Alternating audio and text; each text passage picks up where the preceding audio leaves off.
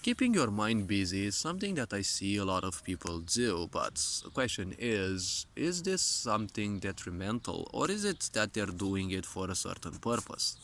Now, as of my introspection felt, keeping your mind busy kind of ends up as a routine. And a routine means something repetitive, right? Something repetitive is technically like a cycle. You go through it and you can't ascend it, and well, you kind of have to go through it again. Now, we all know that the mind is nothing else than a tool for creation. Technically, what you use the mind for is basically to store information, mostly for your survival, because ultimately it is a tool of the physical body. The physical body that we have as a human is basically nothing else than the physical body that any other animal has.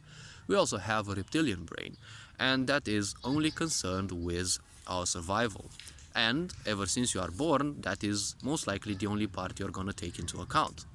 Well, yes, there are also the emotions, but well, when you're born in a society that teaches you to always be afraid, your reptilian brain will most likely be the only part that you naturally take into account. And it's always gonna be the one that's working.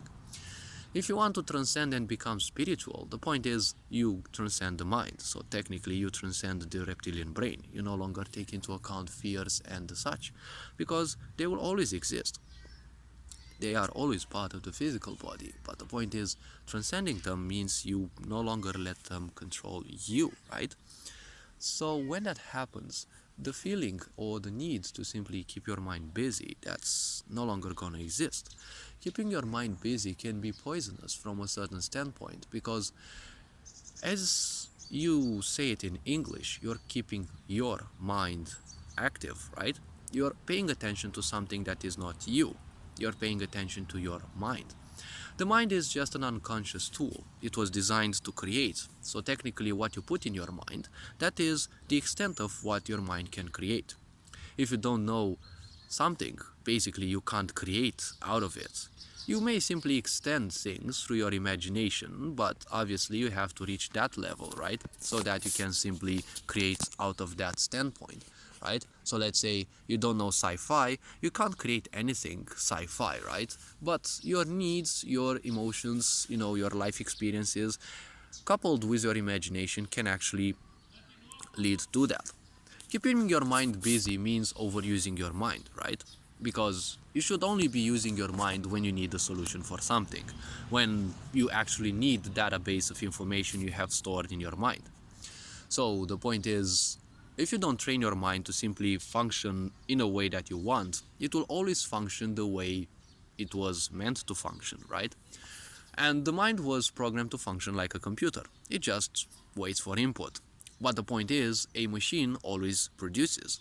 The mind also produces. So the point is, if you are letting that which it produces take hold of you, you'll always find yourself in a whirlpool of, emotions and thoughts and what ifs, especially what ifs. And, if you let your mind take control of you and if you let it overflow, the point is, one of the first symptoms of that will be doubt, because every time you want to do that, well, your mind, which is basically untrained, will simply flood you with all sorts of little worms, right? What if this, what if that? So the point is, keep you who you are busy.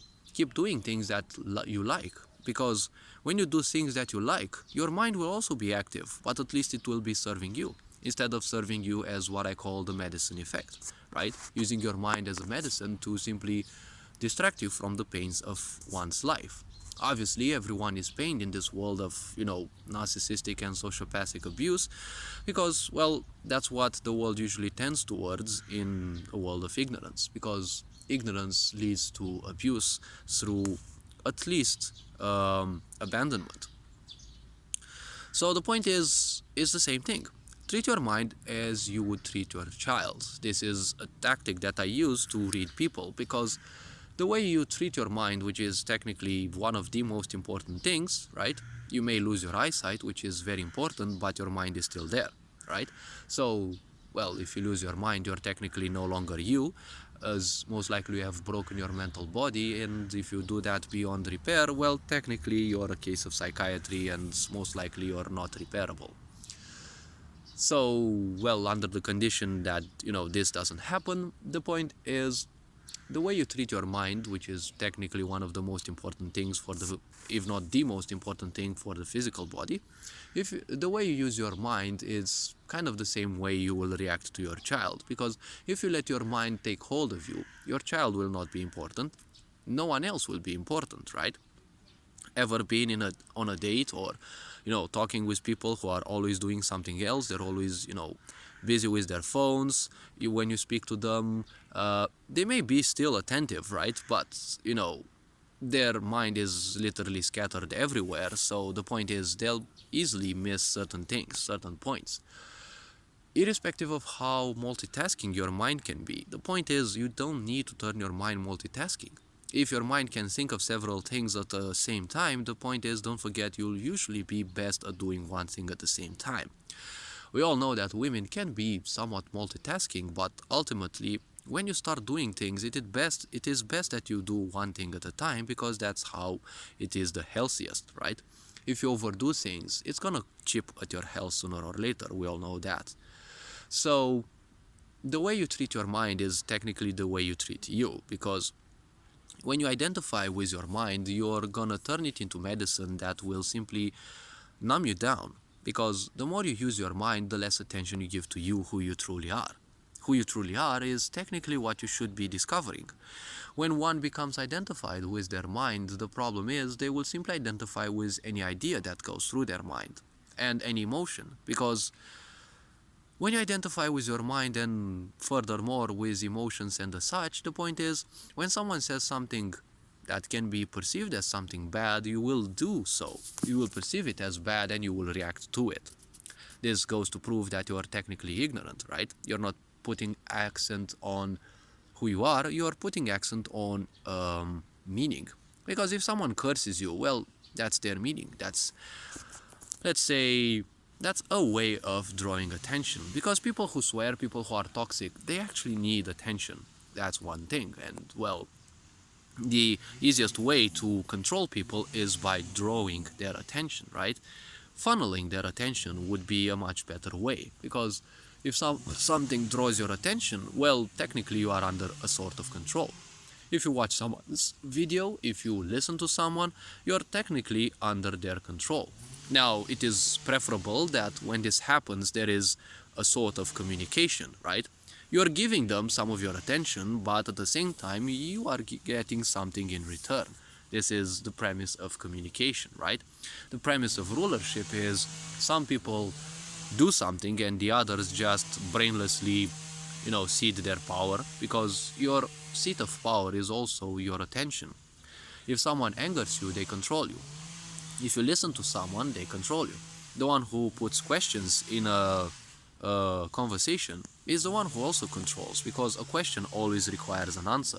So if you're wise enough to answer specific or at least certain questions with another question, is, well, a wise way of answering, unless you, well, actually piss people off. But, well, the truth pisses people off anyway, so, well, whatever you do, usually ignorant people are easy to piss off.